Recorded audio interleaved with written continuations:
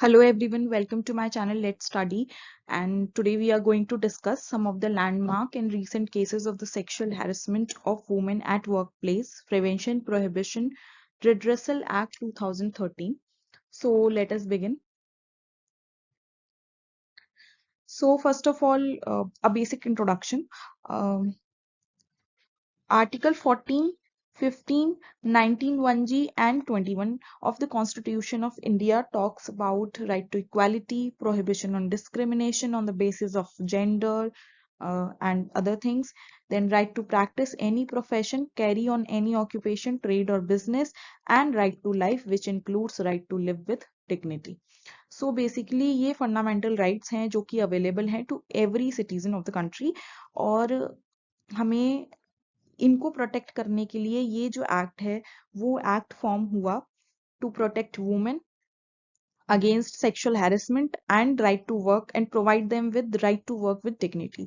जो ये right to work with dignity है और प्रोटेक्शन अगेंस्ट सेक्सुअल हैरेसमेंट है, ये बेसिकली रिकॉग्नाइज्ड राइट्स हैं यूनिवर्सली, और convention on elimination of all forms of discrimination against women, ये जो है इसमें भी ये राइट्स को रिकॉग्नाइज किया गया है।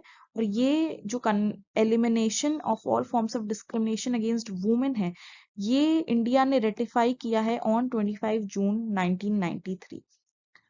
हमारा एक्ट इन्फोर्समेंट में आया है 9 डेक 2013 को, और एज वी ऑल नो ये एक्ट फॉर्म हुआ था by the very famous Vishakha guidelines. So इस वीडियो में I will be discussing only the case in very short. So let us begin. First of all, Vishaka versus State of Rajasthan 1997. This case is the most important case because इसी case की वजह से we are having these guidelines. ये guidelines I sexual harassment at workplace से related, and then we got an act. सो सबसे पहले इसमें एक क्वेश्चन बनता है कि विशाखा क्या है। Vishakha is basically an NGO, और ये जो एक्ट था इसमें इसी केस की गाइडलाइंस को बताया गया है। इस केस में क्या हुआ, एक भबरी देवी थी जो वर्क कर रही थी विद रूरल डेवलपमेंट प्रोग्राम, और वो वर्क करती थी for the elimination of child marriage. तो उन्होंने एक गांव में जाके स्टॉप करवाई, अपर कास्ट के किसी चाइल्ड की मैरिज हो रही थी, तो उन्होंने वो जाके स्टॉप करवाई।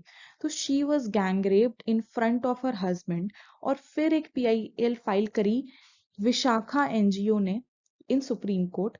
सुप्रीम कोर्ट ने ये हेल्ड किया कि protection of women from sexual harassment at work place and कुछ गाइडलाइंस दी, और जो भी इस एक्ट में हम पढ़ते हैं वो सब उसी गाइडलाइंस के ऊपर बेस्ड है। Okay, so this is the most important case. Then second is doctor Medha Kotwal versus union of India 2013 का केस।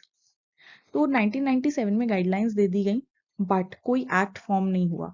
तो जब एक्ट फॉर्म नहीं हुआ तो एक मैगजीन थी जिसका नाम था आलोचना। ओके, तो आलोचना मैगजीन में बेसिकली डॉक्टर मेधा कोतवाल आलोचना मैगजीन को रन करती थी, और उन्होंने एक लेटर लिखा कि गाइडलाइंस आने के बाद भी कोई कमिटी फॉर्म नहीं हुई है। तो ये जो लेटर था इसको एक तरीके से पब्लिक इंटरेस्ट लिटिगेशन के रूप में ट्रीट किया गया, और सुप्रीम कोर्ट ने इस केस में ये डायरेक्शंस दिए कि सेंट्रल गवर्नमेंट को लॉ लेकर आना है, और वो लॉ विशाखा गाइडलाइंस को स्ट्रिक्टली फॉलो करके लेकर आना है। सेंट्रल गवर्नमेंट को ऐसा लॉ फॉर्म करना है। तो ये सेकंड इंपॉर्टेंट केस है, राइट। देन केस है Seema Lepcha versus state of Sikkim 2013 का केस। इसमें बेसिकली बात हुई है कॉम्प्रिहेंसिव पब्लिसिटी करने की, पब्लिसिटी के बारे में बात हुई है, कॉम्प्रिहेंसिव पब्लिसिटी करने की, विशाखा गाइडलाइंस की भी और इस केस के लिए भी। ठीक है, इन दोनों केसेस की पब्लिसिटी की, कॉम्प्रिहेंसिव पब्लिसिटी की बात हुई Seema Lepcha versus state of Sikkim 2013 में। Then apparels export promotion council versus AK Chopra का जो केस है, इस केस में ये बोला गया कि सेक्सुअल हैरेसमेंट के लिए ये बिल्कुल भी जरूरी नहीं है कि फिजिकल कांटेक्ट हो, मतलब there is no need to have physical contact for sexual harassment. Then Anita Suresh versus union of India and others 2015 का केस, इसके अंदर जो एलिगेशंस पिटिशनर ने लगाई थी वो फॉल्स पाई गई, तो सुप्रीम कोर्ट ने ₹50,000 का फाइन लगाया on the petitioner, right. Then 2018 का एक बहुत ही रीसेंट केस है, centre for constitutional rights versus state of Kerala and others. इस केस में ये बोला गया कि जो पॉलिटिकल पार्टीज हैं वो लाइबल नहीं है to establish internal complaint committee. तो बेसिकली इसमें बोला गया कि जो पॉलिटिकल पार्टीज हैं वो लाइबल नहीं है to establish internal complaints committee. Internal complaints committee आपकी सेक्शन 4 में दे रखी है of this act. Then women in cinema collective and another versus state of Kerala 2018 का केस है। इस केस में ये बोला गया कि जो फिल्म प्रोडक्शन यूनिट्स हैं, फिल्म प्रोडक्शन यूनिट्स में की रेस्पॉन्सिबिलिटी है कि वो आईसीसी को फॉर्म करें। इंटरनल कंप्लेंट्स कमिटी जो कि सेक्शन 4 में बताई गई है उसको फॉर्म करने की फिल्म प्रोडक्शन यूनिट्स की रेस्पॉन्सिबिलिटी है। देन लास्ट केस है Woop Scoop Media Private Limited versus Samdish Bhatia 2022 का केस, वेरी रीसेंट। इसके अंदर विक्टिम के राइट टू एक्सप्रेस की बात की गई है।